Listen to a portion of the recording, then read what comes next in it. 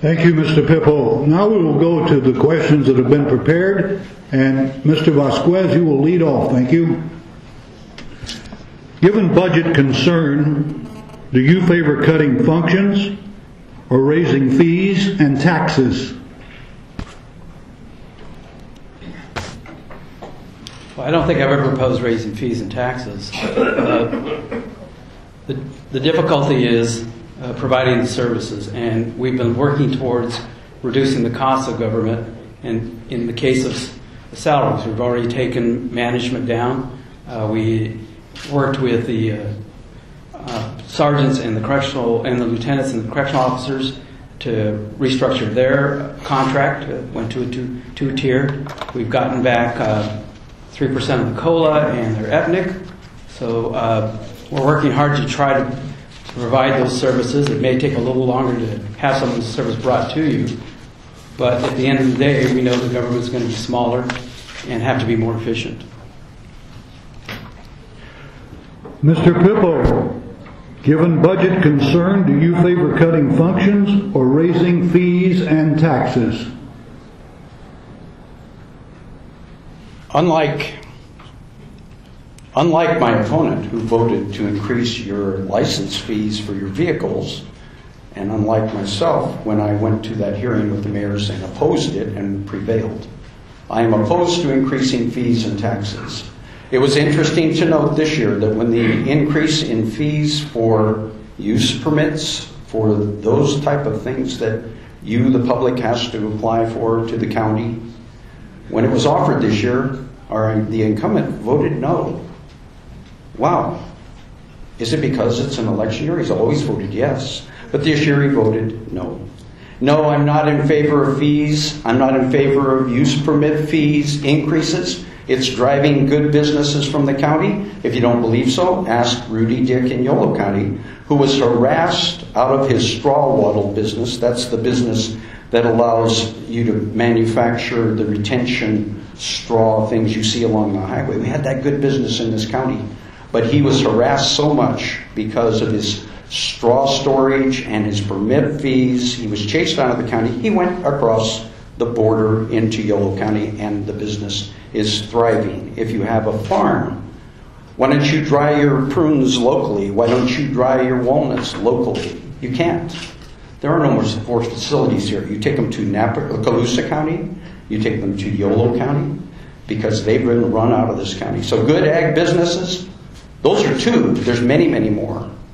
They are run out of town because of the lack of a cooperation of our county regulatory people and the increases in permits and fees. Thank you. Question number 2 will be for you, Mr. Pippo. If cutting functions becomes necessary, which function would you cut first?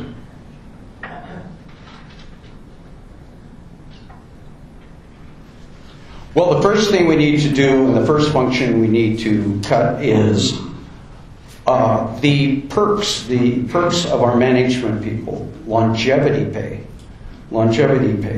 conference and business expenses, what we contribute to PERS, total elimination of PARs, looking at the perks, not necessarily the salaries of our management people and our elected officials, but all those other little perks that make up the total compensation package. You know, it was deemed by Supervisor Sperring that it was silly of me to suggest that we cut the business of management and elected officials' salaries by any percent. Well, you know, a 5% cut, which is what I would propose as soon as I get on the board in January, would send a message to our employees that we're starting somewhere. Right now, they granted salary increases after they canceled the MIP program. They ate up all the salary savings of the majority of them with salary increases. For instance, the sheriff who makes $271,000 now will make close to $300,000 in January. That's the way they cut their bonus program. They just restructured it. I'm personally tired of the shell game that they play of no more bonuses, but we'll grant salary increases to management. Keep in mind, while they were laying over 200 workers off. Thank you. Mr. Vasquez, if cutting functions becomes necessary, which function would you cut first? Well, with the number of departments we have and the state mandates, that's the very process we're going through right now. For the last 2 years, we've been looking at where can we effectively make those cuts, what is mandated to us. But to kind of touch on what Mr. Pippo talked about, since September of 2009, the board has made those reductions, eliminated the MIP, eliminated the COLAs for department heads, taken back EBNIC, reduced, eliminated positions to the tune of $25 million to the general plan, and $77 million overall. So we are working at reducing the cost of government in general, and we know that when 75 to 80% of your cost is employee wages, we know those are where the concessions need to come from. Mr. Vasquez, question number 3 is for you. If raising fees or taxes become necessary, which specific tax and or fee would you favor? Well,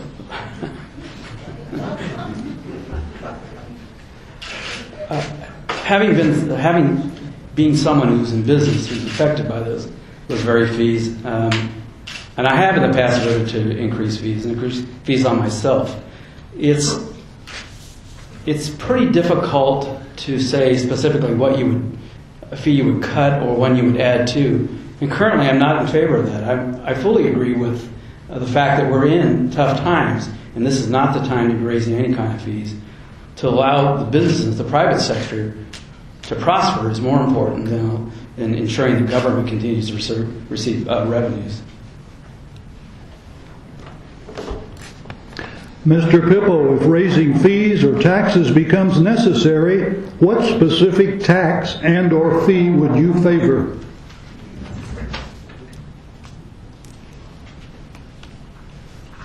You know, since I've been off the Board of Supervisors for the past 20 years, I was trying to think how many taxes and fees I have fought against. Some of them I organized myself. For instance, increased fees to the people that are served by the water district that encompasses my ranch. In fact, Jimmy Nakamura made a sign and we organized and we beat down a ridiculous fee increase on the water district, went to an election and we won.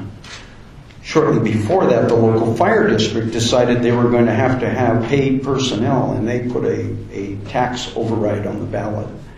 And again, I organized some people. We fought against that and went to an election, and we won.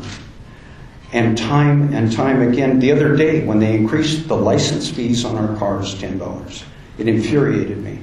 I went down, I was the only candidate, well, there was one more, Mr. Hudson, that testified against it. And it's not the $10, but it's a slippery slope. We're not in a recession, we're in a depression. And if you start increasing fees and taxes now, you send a message, especially when you've done nothing, to cut the $500,000 salary of your county administrator. The one in Bell, California is only making $300,000 more, but the difference is our board members are making $147,000, and their city council was only stiffing us for $100,000.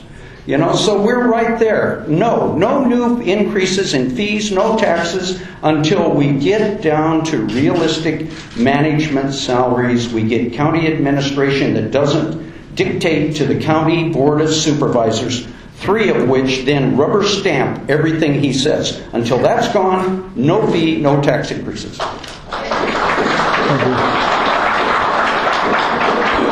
We asked you earlier to hold your applause till the end, please. Mr. Pippo, many people believe upper-level county officials and staff are receiving excessive compensation. What do you believe? That's a tough one. I don't think I know the answer to that one. Everything needs to be relative. If we're laying people off, which we have done, 200 of them recently, and now the 21st, I attended the budget hearing a week ago, where the department heads came before us, including Mr. Tonneson, and he admitted that he can't cut any more people. And you heard department head after department head say that we cannot cut any more people. The Solano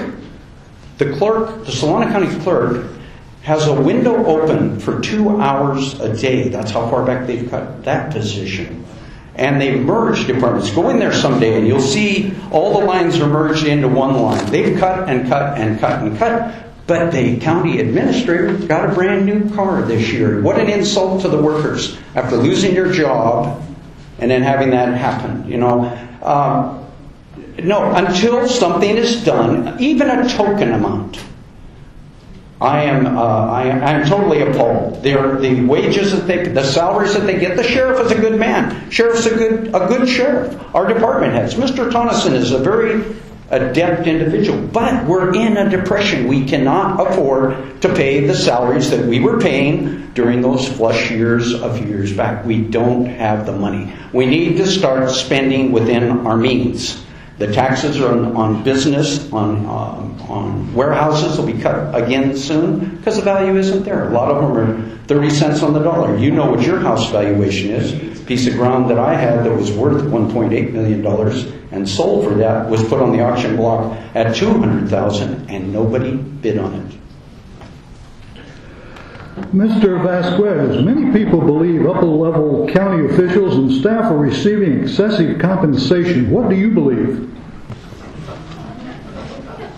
They're paid well. Certainly, there's no argument there. But we have begun to reduce those salary packages. And again, I went through those numbers. We've eliminated the COLAs. We've eliminated EPNIC to the tune of $77 million since September of last year. Those are all decisions that the board can make directly on those employees. We continue to work with our bargaining units to ask them to give back some concessions. It is concession bargaining. It's about giving something back because we know at the end of the day, either you're going to give up a little or you're going to give up employees. It's just no other way around it. When 80% of the cost of running government is directly related to salaries, we know that's where we have to make those cuts to ensure that we can still continue to provide services. Those things are being done. And Mr. Pippo talks about budget priorities. Well, this board has gone from, in the early 2000s, from a 5% reserve policy to a 10% reserve policy. We put money away during those rainy days. And yet we continue to put projects forward that provided jobs for the local economy. We continue to still have strong reserves. We've set a floor of $20 million that we're not going to go below for bonding purposes and for emergencies. This county is run well. Several months ago, the Sacramento Bee ran a story on the counties throughout California and listed Solano County as one of the best counties financially. So we're there doing the hard work. We understand. We know what it's... As an employer myself, I find no joy in letting someone go. And when those people were sitting in that audience and we let 150 of them go, it was difficult. Thank you.